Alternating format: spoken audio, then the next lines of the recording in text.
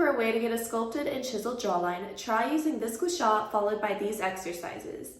This Rose Quartz Gua Sha single from Plantifique is amazing for feeling refreshed and creating a more defined jawline. It comes in an aluminum container that's great for storage and even traveling. Also, it comes with a certificate of authenticity as well. The stone itself is cool to the touch and also very sturdy. Once you have your stone out, you can proceed to do these 3 exercises.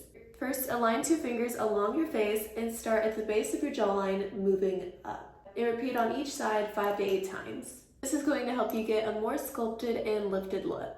Next, place your 2 fingers on the side of your face again and start at the base of your cheekbone and move up towards your temple. This is great for depuffing and giving chiseled cheekbones. Lastly, take your gua sha and move up along your jawline and down behind your neck. This removes any lymphatic fluid down the neck and also helps alleviate neck and shoulder pain. Once you're finished repeating these movements on each side, you can place your gua sha back in its container to keep safe from bacteria, and you can even store it in the fridge for a nice cooling effect. Add Plantifique's Gua Sha into your routine today.